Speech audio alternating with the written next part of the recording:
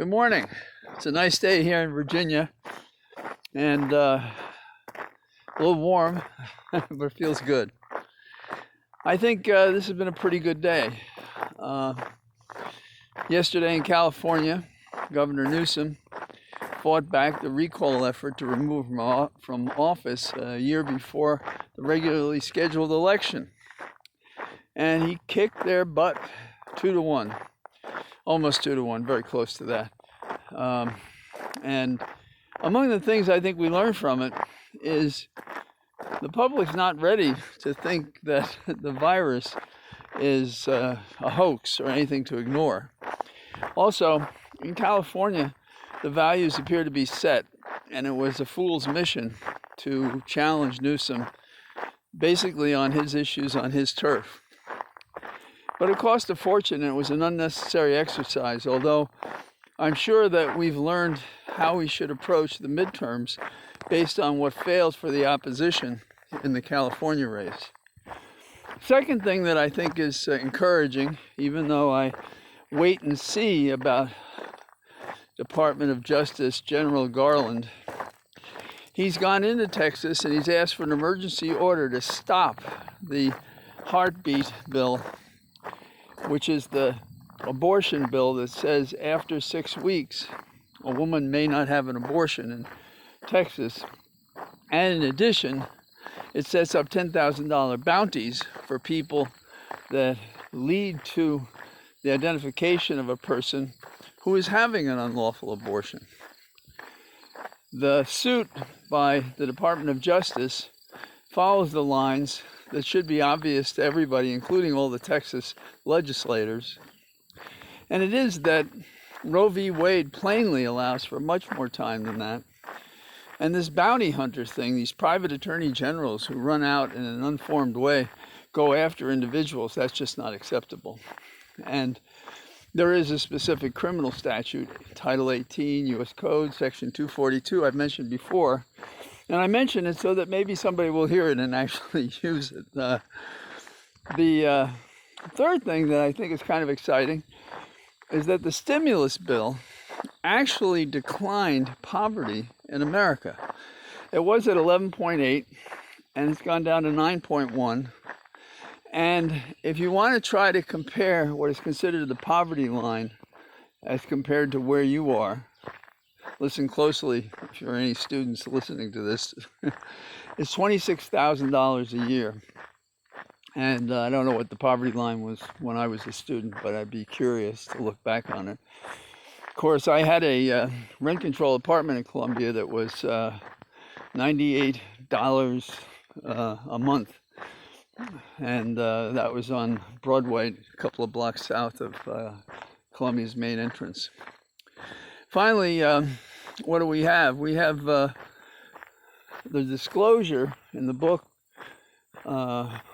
that General Milley had to reassure China's leader that Trump in his final days was not going to drop a nuclear weapon on them so he could secure his position as the president of the United States. And Milley also went through a number of, processes to discourage any violation of the protocol by which one would use a nuclear weapon.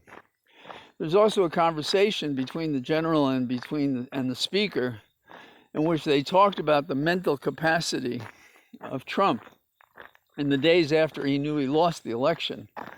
And it's interesting because it seems similar, if you can believe Rudy Giuliani's wife, to his decline in cognitive ability, if you will, and demeanor, etc. Because she said that after he lost the election, he really lost it. He was unstable.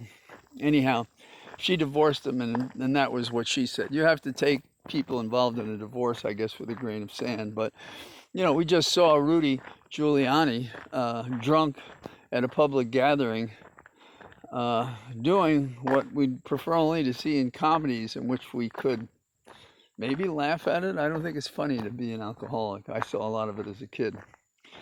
So it's hard to see how Rudy could be what he was when I knew him as a young prosecutor how he transformed from a Democrat to a Republican to a maniac, how he's let himself go, and how he appears to be an alcoholic on top of everything else. He should go to prison. We might as well have the complete set.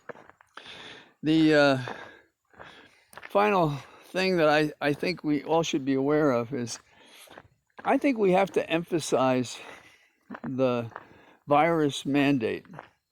And I don't think that we would be hearing from Biden about mandating these steps, that is vaccination, distance, and masks, if he didn't have information that suggested things are worse, because he's changed his position on this. He was not for mandates for a long time, and now he is. So I think that's important. On the Hill, in terms of infrastructure, it's just such a mess. And you hear people talking about the compromises they're going to make to pass the bill, and the Democrats are saying foolish things like Manchin's going to get 10 Republicans to join all the Democrats to pass bills. It's not going to happen. And in fact, we have the Republican minority leader in the Senate, McConnell, saying it's not going to happen. So both parties are, I don't know, drinking Kool-Aid. I wish the debate and discussion would be about the real facts and the real considerations, but that doesn't seem to be able to occur. And I think what we have to do is we have to introduce those factors into the discussion. We have to demand that they deal with the facts as they are. And otherwise, it doesn't appear that it's going to happen. There are columnists doing it.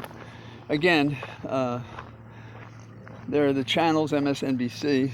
I'm especially proud of what Ari's been doing. He's been banging away at this night after night. So anyhow, that's it for today. I hope you're doing well. Hope you get out. And I'm giving a speech in Norwich, Vermont tonight, remotely. I'm not going to be there, but I put a link on my Twitter account, and all guests are welcome. So if you want to listen to me talk some more, you can go on that this evening. It's for the university, but all comers are welcome. All the best. Bye-bye.